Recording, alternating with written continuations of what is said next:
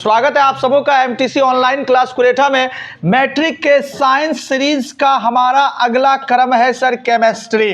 Physics का सारा objective हमने अपलोड कर लिया है और आप सभी इनको देख लेंगे, बहुत ही मज़ा आएगा और मेरा वादा है कि आपका सारा का सारा प्रश्न यहीं से सॉल्व हो जाएगा।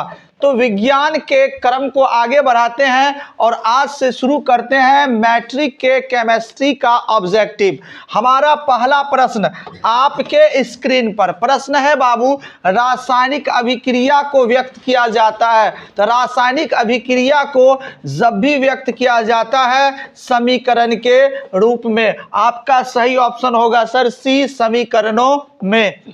सवाल नंबर हमारा 2 है, समीकरणों के बाएं एवं दाएं, समीकरणों के बाएं एवं दाएं दोनों ओर प्रत्येक प्रकार के परमाणुओं की संख्या समान हो तो यह समीकरण क्या कहलाता है। मान ले यहाँ H2 है और ये आपका Cl2 है बाबू, यहाँ से बना 2HCl। अब आप गिनती करेंगे, इधर 2 हाइड्रोजन, यहाँ पर भी 2 हाइड्रोजन, इधर 2 क्लोरीन, यहाँ पर भी 2 क्लोरीन, बराबर है। तो जब दोनों ओर बराबर हो तो इसे कहेंगे हम संतुलित रासायनिक समीकरण। अगर बराबर ना हो तो आप कहोगे सर असंतुलित रासायनिक समीकरण। संतुलित, जिस समीकरण के दोनों ओर ये संख्या बराबर ना हो, जैसे कि अगर यहाँ H2 लिख दे, यहाँ Cl2 आपका लिखा हो और यहाँ केवल लिखा हो HCl, इस परिस्थिति में आप देखो हाइड्रोजन 2 यहाँ है लेकिन यहाँ हाइड्रोजन 1 है, यहाँ क्लोरीन 2 है लेकिन यहाँ क्लोरीन क्या है 1। इसका मतलब भैया ये बटखरा में ढंग से नहीं आया, और बटखरा में ढंग से नहीं आया तो भैया पाषण है, और पाषण को ही हम कहेंगे असंतुलित रासायनिक अभिक्रिया। तो अगर आपसे प्रश्न कहेगा सर कि परमाणुओं की संख्या दोनों दिशा में समान हो तो आप क्या कहोगे, संतुलित रासायनिक समीकरण। अगला प्रश्न, कौन सा पदार्थ बिना ज्वाला के जलता है। तो आपको सभी को पता है सर ये कोयला है जिसमें कोई भी ज्वाला नहीं होती। जब आप कोयला को जलते देखोगे ना तो देखना, गौर करना, इस कोयला में जो आग जो धधकती है, जैसे आप मोमबत्ती को जलाओगे ना तो जब यहाँ जलेगा तो देखिएगा आग यहाँ पर उठेगी, लकड़ी को जलाओगे ना तो यहाँ आग उठेगी, लेकिन जब कोयला को जलाओगे ना तो यहाँ आग नहीं उठती है, ये केवल ताप देती है, आपको लाल लाल नजर आएगा, लेकिन यहाँ जो आप जिसको कहते हैं ना आग उठना, वो आपको दिखाई नहीं देगी। ये जब तक नहीं रहेगी तब तक ज्वाला नहीं आएगा। तो कोयला में ज्वाला नहीं होती है, ऑप्शन नंबर डी। सवाल है सर कौन सा पदार्थ ज्वाला के साथ जलता है।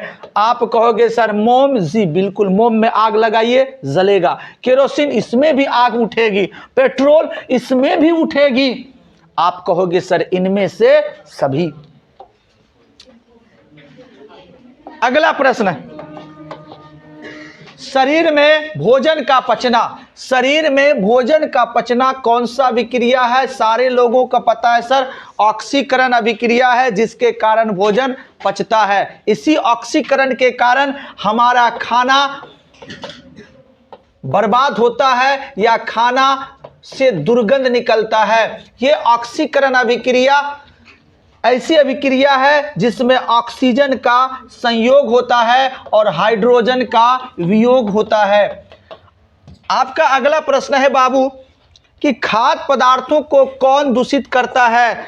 हमारा जो भोजन है, हम खाना बना के रख देते हैं तो कौन सा खाना सबसे जल्दी खराब होगा। तो वैसा खाना जिसमें तेल की मात्रा या वसा की मात्रा अधिक होगी वो भोजन जल्दी खराब होगा।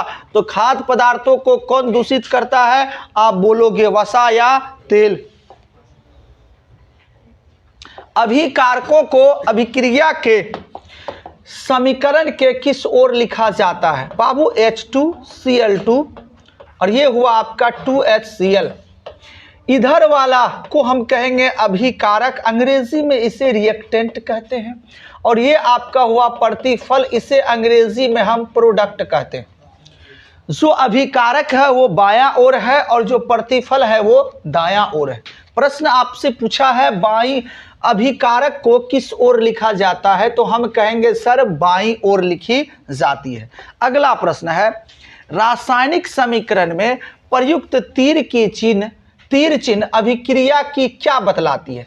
सर जो तीर है वो अभिक्रिया की क्या बतलाती है, हम कहेंगे ये तीर अभिक्रिया की दिशा बतलाती है कि अभिक्रिया बाईं ओर से दाईं ओर की ओर हो रही है। तो आपका सही ऑप्शन है बाबू डी, दिशा। 9 नंबर सवाल, जिस अभिक्रिया में हाइड्रोजन का संयोग होता उससे क्या कहते हैं। अभी हमने बताया कि सर अगर हाइड्रोजन का वियोग हो तो ऑक्सीकरण, यदि हाइड्रोजन का संयोग हो तो भैया हाइड्रोजन के संयोग होना को कहते हैं अवकरण। इसी अवकरण का दूसरा नाम होता है सर अपचयन। कहेंगे सर क्या केवल हाइड्रोजन के संयोग होने को ही अवकरण या अपचयन कहेंगे, हम कहेंगे नहीं। अगर किसी अभिक्रिया में ऑक्सीजन का वियोग हो अर्थात ऑक्सीजन हट रहा है तो उसको भी हम कहेंगे अवकरण या अपचयन। यानी कि हाइड्रोजन का जुटना, ऑक्सीजन का हटना क्या कहलाएगा, अवकरण या अपचयन। ठीक इसी का उल्टा हाइड्रोजन का हटना, ऑक्सीजन का जुटना कहलाएगा ऑक्सीकरण, और ऑक्सीकरण का दूसरा नाम है बउआ उपचयन। तो आपका सही ऑप्शन क्या होना चाहिए कि हाइड्रोजन का संयोग होना क्या कहलाएगा, अवकरण। आप मारोगे बाबू अवकरण। जिस अभिक्रिया में ऑक्सीजन का संयोग होता है क्या कहलाएगा, तो ऑक्सीकरण। अगला प्रश्न, सिल्वर नाइट्रेट में विलयन डालने पर कौन सी कॉपर विलयन डालने पर कौन सी धातु प्राप्त होगी। सिल्वर नाइट्रेट AgNO3 में आप कॉपर को डालोगे ना भैया तो CuNO3 कॉपर नाइट्रेट एक तरफ और इधर हो जाएगा Ag, तो आपको कौन सी धातु प्राप्त होगी, सिल्वर। सही ऑप्शन आपको मिलेगा ए बाबू सिल्वर। प्रकाश संश्लेषण किस प्रकार की अभिक्रिया है, चूंकि यह प्रकाश के कारण ही होगा तो इसीलिए इसे कहेंगे प्रकाश रासायनिक अभिक्रिया। अगला, एलपीजी गैस सिलेंडर में कौन सी रासायनिक पदार्थ मिलाया जाता है जिसके गंध से पता चल रहा है या चल जाता है कि गैस कहीं ना कहीं लीकेज है या गैस सिलेंडर से कहीं ना कहीं रिसाव हो रहा है, तो आप कहोगे सर एथिल मरकैप्टन। उस पदार्थ का नाम मेथिल मरकैप्टन है जिसकी महक से हमें पता चल जाता है कि गैस सिलेंडर में कहीं ना कहीं रिसाव हो रहा है। अगला प्रश्न, पेट्रोलियम गैस या एलपीजी का मुख्य घटक कौन सा है, तो हम कहेंगे पेट्रोलियम या एलपीजी का मुख्य घटक ब्यूटेन है। इसी जगह कहेगा सर बायोगैस का मुख्य घटक कौन है, तो आप कहोगे सर बायोगैस का मुख्य घटक मेथेन है। अगला प्रश्न, दिया सलाई या माचिस में कौन सा पदार्थ प्रयुक्त होता है। आप देखे होंगे दिया सलाई का जो दोनों साइड होता है ना, ये साइड में आप देखिएगा बी ऐसे ऐसे करके बिंदा होता है, ठीक है, और ये किस कलर का होता है बाबू, लाल। इसका जो तीली होता है ना यहाँ पर भी क्या होता है बाबू, तो लाल। तो किस फास्फोरस का प्रयोग किया जाता है, तो आप बोलोगे सर लाल फास्फोरस का प्रयोग किया जाता है। अगला प्रश्न है सर मोमबत्ती के कितने भाग होते हैं, तो हम कहेंगे सर मोमबत्ती के 3 भाग होते हैं। इसमें एक भाग होगा बउआ प्रकाशमान भाग, एक होगा सर प्रकाशहीन भाग, और तीसरा जो होगा सर वो होगा केंद्रीय भाग। अगर आप कहोगे सर इसमें से सबसे बड़ा भाग कौन सा है तो हम कहेंगे सर सबसे बड़ा भाग होगा प्रकाशमान भाग। अगर आपसे कहा जाए कि सर सबसे ज्यादा ताप किस भाग का होगा, तो हम कहेंगे सर सबसे ज्यादा ताप होगा प्रकाशहीन भाग का। तो देखिए सर सवाल है मोमबत्ती में कितने भाग होते हैं, आप कह दोगे सर 3 भाग होते हैं। मोमबत्ती के किस भाग का तापमान सबसे अधिक होगा, तो किस भाग का, प्रकाशहीन भाग का, ऑप्शन नंबर ए। अगला प्रश्न, मोमबत्ती का कौन सा भाग सबसे बड़ा होता है बाबू, तो आप कहोगे मोमबत्ती का प्रकाशमान वाला भाग सबसे बड़ा होता है और इसका कलर कैसा होता है, तो पीला। अगला प्रश्न, दहन का अपोषक पदार्थ कौन है बाबू, अपोषक। अगर आप जलाओगे किसी को तो दहन को जलने के लिए जरूरी है ऑक्सीजन की। किसकी जरूरी है बउआ, ऑक्सीजन की। और किसकी जरूरत है बउआ, नाइट्रोजन की। लेकिन अगर आपको आग बुझाना है तो आप देखते दिया को बुझाते तो आप फूंकते हैं, तो मुंह से जो निकलता वो है क्या, कार्बन डाइऑक्साइड। इसके अलावा आप कार्बन द्वारा भी उसको बुझा सकते हैं और गंधक द्वारा भी बुझा सकते हैं। तो कार्बन डाइऑक्साइड, गंधक, इनमें से सभी आपका आंसर होगा। अगला प्रश्न, दहन का पोषक पदार्थ कौन सा है। सर दहन के पोषक पदार्थ अर्थात दहन में कौन कौन से पदार्थ मदद करते हैं, तो सर ऑक्सीजन भी करते हैं, नाइट्रोजन भी करते हैं और क्लोरीन भी करते हैं। आप कहोगे सर इनमें से सभी। अगला प्रश्न है, भोजन का दूषित होना या दुर्गंध होना किस प्रकार की अभिक्रिया है, हम कहेंगे वह ऑक्सीकरण अभिक्रिया है। अगला प्रश्न सर, CO2 गैस मिसप्रिंट है बाबू, यहां पर इस प्रकार से होगा, कार्बन डाइऑक्साइड गैस में घुलकर कौन सी अम्ल बनाती है। सर गैस में घुलकर ये कौन सी अम्ल बनाती है, तो आप कहोगे सर कार्बोनिक अम्ल यह बनाती है। तो आपका सही ऑप्शन होगा सी, कार्बोनिक अम्ल। अगला प्रश्न, जंग या संक्षारण, संचरण लिखा हुआ है, यहां होगा संक्षारण का रासायनिक नाम क्या है। बहुत ही महत्वपूर्ण प्रश्न है। जंग को ही हम संक्षारण कहते हैं, इसका रासायनिक नाम क्या है, तो आप कहोगे सर इसका नाम हाइड्रेटेड फेरिक ऑक्साइड है। आप आसानी से इसका जवाब दे दोगे। अगला सवाल है, साग सब्जियों का विघटन होना कौन सी अभिक्रिया है। आपने पढ़ा होगा एक उष्मा क्षैपी और एक आपने पढ़ा होगा उष्मा शोषी। उष्मा शोषी में क्या होगा कि यह उष्मा को ग्रहण करेगा और उष्मा क्षेपी में क्या होगा कि यह उष्मा मुक्त करेगा। अब आप ध्यान देंगे अपने गांव समाज में कहीं कोई चीज कूड़ा करकट, जैसे आपका धान उनका गाछ हो या और भी पौधे के पत्ते हैं, वो अगर सड़ा गला है, जैसे आप उठाओगे ना आपको महसूस होगा कि यहाँ पर जो है ना गर्मी है, आपको हीट का अनुभव होगा। इसका अर्थ है कि बाबू यहाँ से कौन सा गैस यहाँ से क्या निकल रही है, तो उष्मा। उष्मा का मुक्त होना कौन सा विक्रिया कहलाएगा, तो उष्मा क्षेपी। आप कहोगे साग सब्जियों का विघटन होना अर्थात सड़ना उष्मा क्षेपी अभिक्रिया है। अगला प्रश्न, श्वसन कैसी अभिक्रिया है।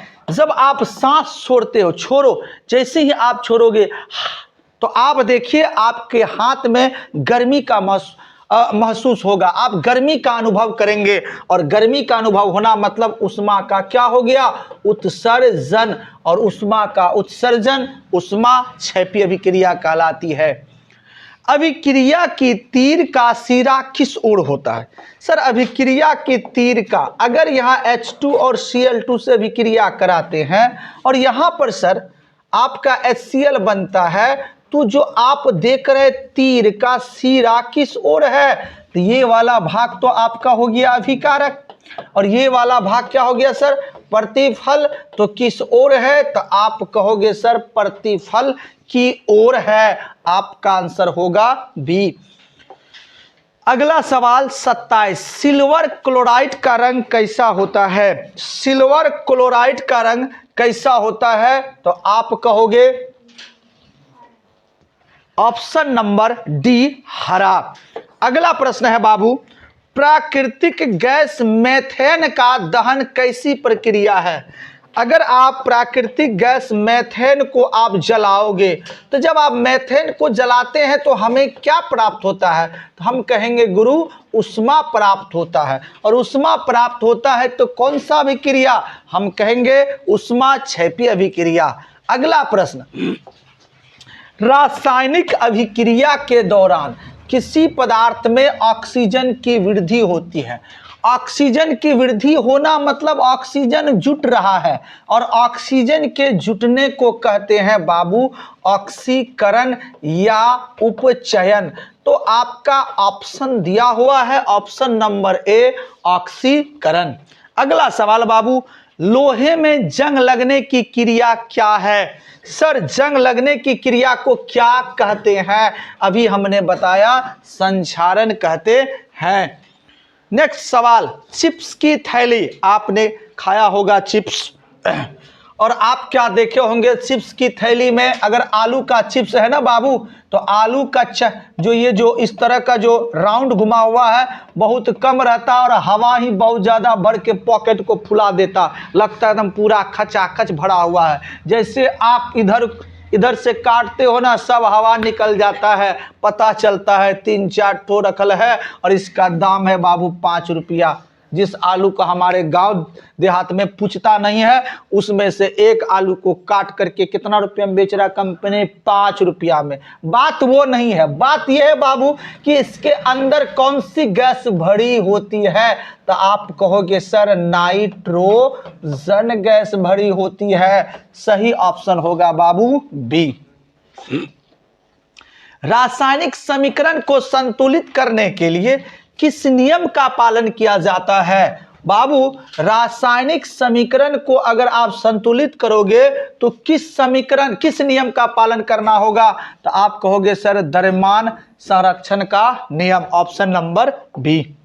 सवाल नंबर 33, लोहे के संक्षारण में कौन सी अभिक्रिया होती है?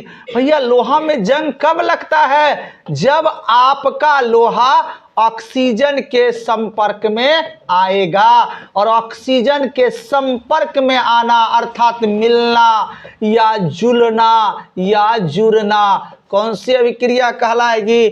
ऑक्सीकरण अभिक्रिया कहलाएगी।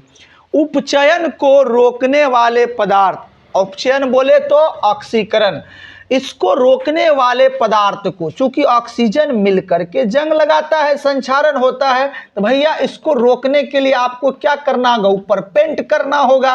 तो ऑक्सीकरण को कैसे रोकेंगे? प्रति ऑक्सीकरण द्वारा, ऑक्सीकरण के रोधक, और इसी ऑक्सीकरण की जगह अगर आप उपचयन लगा दे तो इसका नाम हो जाएगा प्रति उपचयन द्वारा। तो आपका सही ऑप्शन होगा डी प्रति उपचायक। अगला प्रश्न, किसी ताजा तेल को बहुत दिनों तक सुरक्षित रखने के लिए किस गैस का उपयोग किया जाता है? अभी आपने जो पैकेट पढ़ा था चिप्स का पैकेट, इसके अंदर कौन सी गैस भरी थी सर? नाइट्रोजन। क्यों भरी थी? कि ये ज़्यादा से ज़्यादा दिन तक क्या रहे? सुरक्षित रहे। उसी तरह से सरसों का जो तेल होगा या ताज़ा तेल होगा, इसको लंबे समय तक हम रखेंगे सुरक्षित, तो यहाँ पर भी कौन सा गैस भरना होगा? नाइट्रोजन। तो आपका सही ऑप्शन होगा बी नाइट्रोजन। 36, सिल्वर आयोडाइड का रंग कैसा होता है? बाबू सिल्वर आयोडाइड का रंग कैसा होता है? तो आप बोलोगे सर सिल्वर आयोडाइड का रंग जो है वो पीला होता है। अगला प्रश्न है बाबू 37 नंबर, तांबे के संक्षारण के फलस्वरूप उस पर किस रंग की परत बनती है? तो आप कहोगे सर उस पर हरा रंग की परत बनती है। अगला प्रश्न है, चांदी के संक्षारण के फलस्वरूप यदि चांदी में भी जंग लगना शुरू हो जाए तो उस पर कैसा परत जमना शुरू हो जाता है, तो आपके गले में जरूर चांदी का लॉकेट होगा या चांदी का हार होगा। जब आप उसको खरीदे होंगे तो वो चकाचक होगा बाबू, लेकिन जैसे जैसे वो पुराना होता है ना, आप देखोगे इसका रंग जो है ना वो काला होने लगता है। तो जब भी चांदी में जंग लगना शुरू होगा या संक्षारण, उसका कलर कैसा हो जाएगा? काला। ऑप्शन नंबर बी, काला। 39, रासायनिक अभिक्रिया में भाग लेने वाले पदार्थ को क्या कहते हैं? H2+Cl2। कई बार ये चीजें हमने अभी आज लिखी है, तो इधर वाले को अभिकारक, क्योंकि यही भाग लेता है, और जो बनता है वो प्रतिफल, तो भाग लेने वाले को कहेंगे क्या सर? अभिकारक। 40, जब मैग्नीशियम फीता को जलाया जाता है, जब मैग्नीशियम का एक फीता है बाबू, अगर आप उसको जलाते हो तो आग की लौ कैसी होगी? तो मैं कहूंगा वो आग चमकेगा, चमकीली होगी, और साथ ही साथ यह क्या होगा? उजला होगा। ऑप्शन नंबर सी, चमकीली तथा उजली। अगला प्रश्न है सर, फेरस सल्फेट क्रिस्टल का रंग कैसा होता है? फेरस सल्फेट क्रिस्टल का रंग कैसा होता है? तो आप कहोगे सर फेरस सल्फेट क्रिस्टल का रंग हरा होता है। उत्तर भी यहां लिखा हुआ है। अगला प्रश्न है sir, nitrogen oxide, nitrogen oxide का रंग कैसा होता है? ऑप्शन है लाल, काला, भूरा और हरा। तो आप बोलोगे सर नाइट्रोजन ऑक्साइड का कलर जो है ना वो भूरा होता है। अगला प्रश्न है, किसी कोलाइडी विलयन में निलंबित कणों से प्रकाश के प्रकीर्णन को क्या कहते हैं? मान लेते एक कोलाइड है, इसमें कण है, और ये कण प्रकाश को क्या करता है? अवशोषित कर लेता है। अब आप उस रूम को कर दे अंधेरा, आप क्या देखोगे कि इसके कण में कुछ चमक है, आपको लगेगा कि यहाँ पर भी कुछ ना कुछ जल रहा है। जल नहीं रहा है, इसने जो प्रकाश को अवशोषित किया था उसी को अब वो विकृत कर रहा, फैला रहा है, और इस घटना को आप कहते हैं प्रकाश का प्रकीर्णन। जब ये चीज कोलाइड में या विलयन में होता है तो इसे हम कहते हैं टिंडल प्रभाव। ये टिंडल प्रभाव का परिभाषा ही दिया हुआ है, तो आपका सही ऑप्शन होगा ए बाबू, टिंडल प्रभाव। अगला प्रश्न है, स्पेक्ट्रम या वर्ण विक्षेपण प्राप्त करने के लिए, स्पेक्ट्रम या वर्ण विक्षेपण प्राप्त करने के लिए किसका प्रयोग किया जाता है? तो आप कहोगे सर प्रिज्म का। किसे पता नहीं है? Option number C. तो केमिस्ट्री का ये आपका पहला पार्ट था। बहुत जल्द इसका अगला पार्ट लेकर आएंगे। आप हमारे साथ बने रहेंगे। तब तक के लिए धन्यवाद।